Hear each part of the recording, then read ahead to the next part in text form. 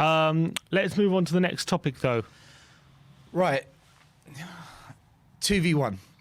2v1. 2v1. In what kind of context? Defending. Okay.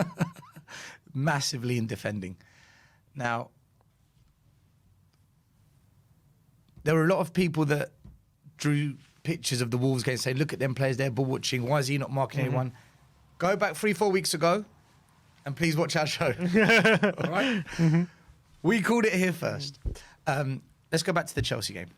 This is the goal that we scored. Now, this was that Chelsea scored, sorry. Sorry, beg your pardon, the one that Chelsea scored. This is the corner that came in. This is taken from the tactics show we did a couple of weeks ago. Now, we zoom in on the area where the ball comes in. And what I've done is I've numbered the players so you can see that number 1's marking number 1, number 2's marking. Number 4, Tanganga. And this is what we said on that show. So if you haven't watched it, I can explain to you now. Number 4, Tanganga, is marking 2 players. And I said to Sim on that show, Sim, everyone's having a go at Galini for coming off his line and missing the ball. But I pulled it back and I said, hold on a minute. Why is the goal scorer being marked by 1 Spurs player? There were 2 Chelsea players being marked by 1 Spurs player. Number 4 for Spurs is marking 2 players. One of them was the goal scorer. That is the problem. That is the beginning of the problem. Okay, let's go to the Southampton game. Same thing again. Same thing again. 1 player. This time it's a different place. Emerson. Is this the first goal? The second? Yeah, first goal. First goal. First goal, yep. Why is Emerson marking 2 players? This isn't a coincidence. It happened from a corner kick against Chelsea. We're being outnumbered in the penalty box and the defenders are not man marking. It's happened here again. So people, like they blamed Galini, on this occasion, they're saying, oh, Emerson, he didn't read the ball and he jumped in with his foot high. That's not how you defend. Yeah, he's not a very good defender. Emerson's not a good defender. But my question is, why is he having to be put in that situation? Again, two on one.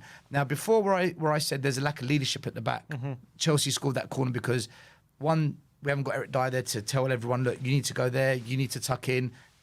Someone's not marking the player at the front post, for example. Also, Tanganga, did he call out to his players and say, I need help, I've got 2? In this situation, where Emerson's got 2 against 1, the entire back line is a shambles. Romero's to blame, Sanchez, let me go to the next slide before I just start speaking. Before you get a brain aneurysm. I'm about to lose it. Okay, so I've labelled the positions of players and then I've labelled where they should be, okay? So right on the edge of the box, you've got LCB, the left centre-back, Ben Davies. He should be where the other LCB sign is.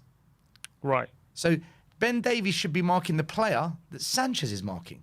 Then you've got the middle of the centre-backs, Romero, not marking anyone. Well, he's in the left-back position.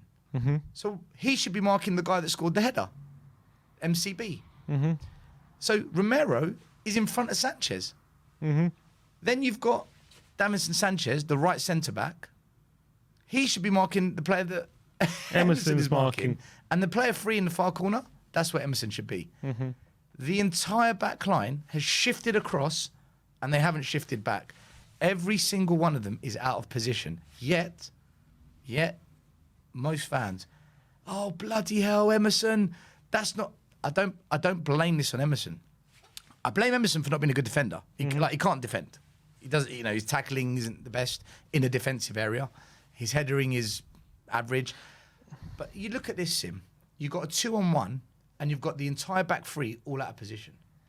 It's a shambles. And when you talk about that goal as well, this didn't come from like an attacking transition. No, it's open play. Yeah, this is open play. Yeah. This didn't come from maybe a set piece where players are in different positions potentially. Like Carl Walker-Peters was just running down the right. We had time to everyone get in their positions. All he's done is laid it off for Ward-Prowse to cross it in. And all of a sudden, everyone's all over the place. This has got nothing to do with a random moment in the game where, say, Southampton on a counter-attack and Tottenham players out of position. This is a period where Southampton had sustained possession. Yeah. They were attacking us. We were in position. All Carl Walker-Peters had run down the right, laid it back for Ward-Prowse, and he's crossed it in. So there's absolutely no excuse for this back line just to be all over the place like it is. No excuse. They've switched off. They've switched off, And I think and they're disorganised. And I think because people you like Romero and I like Romero, He's just as much personally, to blame for yeah, I was the about to say, I think a lot of it comes down to him being not marking anyone, his out position, and then Sanchez is covering for Romero by tucking in and then and getting on Romero's person. But then Sanchez isn't thinking, well, I've left two guys now at the back post. He's thinking I've got to mark Romero's person because Romero's not marking anyone. So he goes to mark Romero's guy, and he's left Emerson with two people. So there has to be, first of all, organisation and communication. If instead of Sanchez going to Romero's guy, he said, "Shout at Romero, behind you, like shout at him." It's a free person. There's no leadership. How was that happening? But instead, he's thinking, I've just got to cover for Romero because he's not marking anyone, and then he's left Emerson in the back post with nothing. There's no leadership in the back line, and there's no one taking control of it. It's all just a bit of a free for all. I do feel that Eric Dyer not being there is a massive problem, because he does you do see him trying to command the back line when he's on the pitch, but at the same time, Sim, these are professional football players on a lot of money. This is very basic stuff. All we're saying is mark your man. Do you even know who your man is that you're supposed to be marking? Look around you. Anticipate the danger. Say, like you said, Romero, mark him. He's got two. I'm going to shuffle up. There's none of it. There's none of it happening. And that was the first goal. I don't know about the analysed the second goal. Oh, the second goal was probably even worse. Sensational stuff. But what's the next? What's the next slide you want to look at? Right. Again, so we're talking about 2v1s, right? Mm-hmm. Let's go to the next slide. Yeah. Now, on Twitter, it was doing the rounds, was that big red circle around those 5 Spurs players, all standing on a white line, queuing up for a bus. Yeah. Right, everyone doing was, nothing. There was a lot of talk on social media saying, look at those 4. They're just all ball watching. Yeah. 5 of them there. See, 5, big pardon, yep. You can, even if you put Bentancur there, you could put 6. It's just like just go and put another one in. Yeah. Put another one in. Right, for me, yes, they're ball watching. Absolutely. And they are partly to blame. But again, I want to go back to this 2v1 situation. We've got 5 Wolves players in the penalty box. We've got 4 Spurs players. If one each marks one, we're still going to be stuck in a 2v1 situation. Let's go back to Chelsea, Tanganga, 2v1. We go back to the slide before, we've got a 2v1, Emerson versus 2. This is Wolves' second goal. 2v1 scenario again. No, it was the first goal, I think. From the free kick, right? The first goal? I think so. Okay, it's a 2v1 again. Yeah, that's the first goal from the free kick. Yeah, I think so. Yeah. So we've got 2v1. The point I'm making is we are constantly being we're up against an overload where the other team's always got one more player than us. And the current theme is the overload seems to be 5 on 4 in the favour of the opposition. So it beggars belief how when you analyse the Chelsea goal, you then look at the Southampton goals, we aren't ready for this. It beggars belief how it can happen 3 games in a row. Honestly, I'm actually... I don't want to question the coaching staff for Conte, because the man's won. He's been successful everywhere. He's defending. His teams have got a reputation for being good defensively.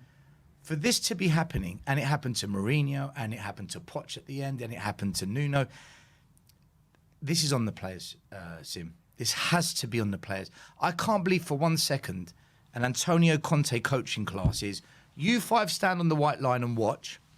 I only want 4 against 5 attackers. We can do this. There's no way. And also, you got to remember as well, for that first goal, not only are they standing and watching, but there's one shot that goes through from Neves, then there's another shot from Dendoncker. Yeah, no reaction. And then there's reaction, three yeah. shots that go in inside our penalty area without a response from our defence, unresponded to. There's 3 shots. That is criminal, and everyone blames Lloris, just like everyone blamed Golini. And I know Lloris probably could have done better with the shots, no doubt about it. But why is there 3 shots coming in and no defender is reacting? Sim, mark my words. If we can stop this 2v1 situation, these goals aren't happening. If we can have the correct number of defenders in 1v1 situations in our box, this isn't going to happen as often. No way. We're giving the advantage to the other team. We're letting them have the extra man in the box. It's crazy what is happening. In fact, have you ever been to those music festivals where you see people walking around and they've got that T-shirt, eat, sleep, rinse, repeat, or whatever? Yeah, it is. yeah. Right, I'm going to buy one of them and start wearing it to Spurs with a cockerel. Watch, rinse, repeat, whatever, sleep. It's like the same thing every game. I'm going to Literally. create like a music festival. Definitely the last 2 games. And then I'm one. But the warning sign. But The warning signs have been there, yeah. yeah, we've shown in the Chelsea game the warning signs were there, but everyone just kind of masked over it by saying, oh, it's just Golini. Chelsea. Yeah. It's just Chelsea. They're brilliant. What do you expect? But we can still learn from that game, even if they're good. What are they doing that's making them good? They're getting the overload, we're allowing it to happen each time. And this is the second goal against Southampton. This next slide. Tell me what you spot. Go on, I'll let you do this one by yourself. Well, there's 3 men in the. This is the second goal. Oh no, was this the first? Was this also the first goal? I This can't was the remember. Southampton game we've gone Yeah, back. Southampton game. I'm trying to remember. Is this the same goal we were talking about? 3 men on the edge of the box. Oh, sorry, no. Right, so here, everyone is circling. So I've circled everyone. So, right, yeah. So I beg your pardon, guys. So what I'm showing now is, this isn't about 2v1. This is... Oh, this is the next section. No, it's connected. It's Okay. connected. Yes, it is 2v1, but it's slightly... I want to explain something slightly different here. So you know how I showed you against Southampton, all 3 centre-halves were all out of position, where I had the diagrams of their position, left centre-back, right wing-back, and so on. Okay. Again, a lot of fans will circle those 3 watching. Say, look, what they're doing, they're watching. What I will say is, once again, Sanchez, Romero, Davies, they've all shifted over. This is exactly like the previous 2 slides back. They're all out of position again. I don't think it's fair that Emerson keeps getting blamed when he's put in a 2v1 situation all the time. He's got 2 players there's him to mark. The 3 centre-backs have all shifted over. Davinson Sanchez should be on the player closest to the penalty He's spot. about to head it home, I think. Yeah. Romero should be marking the player that's heading the ball. And Ben Davies should be spare. Instead, Emerson's had to go over and play centre of the back 3. Yeah, which he should never be. Nope. No No reason chance. why we have 3 centre-backs he should be there.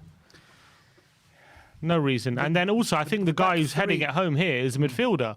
If he's a midfielder, should one of the midfielders be dropping in this? So the 2 on the edge of the box, one of them should have tracked him, yeah. And remember how we did shows right at the beginning, the first ever tactic shows we did. We always said the holding mid, you've got to go over left, you've got to go over right if there's an attack down the flanks to protect the wing backs who are out of position. Likewise, if one of the wing backs does have to go out wide, then one of the holding mids has to tuck into the centre back role. That hasn't happened here either. So crosses coming into the box from corners or set pieces, there's always an overload against us. 2v1 situations, we're constantly allowing them to happen. And then ball watching, along with holding mids, not tracking their runners. It's layers and layers and layers and layers of defensive errors. And how you can let yourself get in that position when we're playing 5 at the back as well. We literally put an extra defender in there to stop that from happening, and yet we're still getting somehow outnumbered. When you're playing 4 at the back, you can, like, there's still no excuse for it, but you then say, all right, they've committed extra players forward. We're playing with 2 centre backs, and we're playing 4 at the back, and they can do that to you if you're not tracking your runners. But to play 5 at the back, to play 3 centre backs and 2 wing backs, and still somehow they're ending up with an extra man there. That's I don't know how that happens. It's ridiculous. I'm struggling to put this on Conte. For me, this is because we've seen games where defensively we have been good, and we're in this rut at the moment where the defense is just shambolic. The players aren't good enough. Sim, I keep repeating myself. They don't get it. They don't have the intelligence. Concentration, I think, as well is a big thing. Concentration, discipline, That's what Conte's organisation, talking about. leadership skills. We're just lacking in abundance of defensive principles. So it's tough to watch at the moment because it's all avoidable. All of it is avoidable. This isn't someone hitting a 30-yard worldie. This isn't Ward-Prowse curling a top bins shot from 30 yards. This isn't intricate tiki-taka cutting us through us saying, wow, brilliant passing. This is us just fucking about at the back. Basic stuff. We're giving it away. Let's get through some super chats. People have been sending in Bob Spur TV. Big up to Bob. Big up, Bob Big Spur. up there. You're Much watching. Love it. He says great and analyst and depth of knowledge of the game. Brilliant stuff. Your input is great too. Still. Did I just say thank you? Big love, lads. Great show. Do you know what? Fair play to Bob. I miss those Bob Spur one-liners. I miss those Bob Spur one-liners. He got you right. He got to stitch you right up there still. Hook, line, and sinker. Big up, Bob. That's brilliant. 80 Okay, says. enough of the super chats. Let's go. 80 says hopefully Conte gets his system working next season. I think that's just going to be reality once he gets players in, once he gets look, think about the back three he had at Inter: Skriniar, De Vrij, Bastoni in a back three. It's just a different level to what we have. Well, also, Sim, look at Poch when he first came and look at the defensive difference in season 2. Massive jump. Massive, yeah.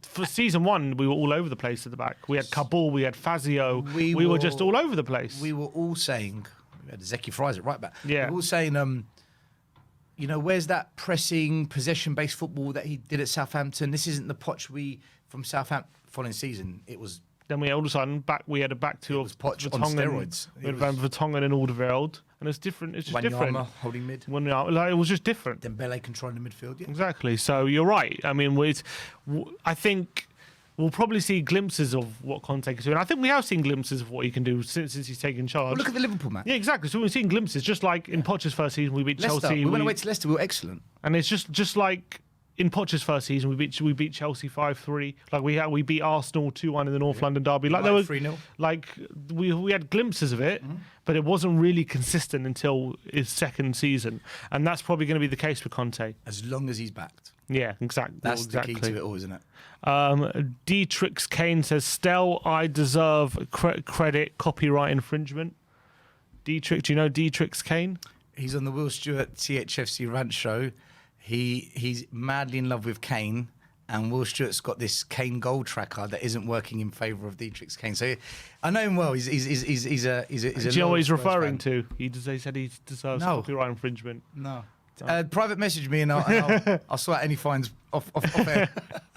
Jake Cox says we need more world-class players across the pitch. We have Kane, Son, maybe Lloris.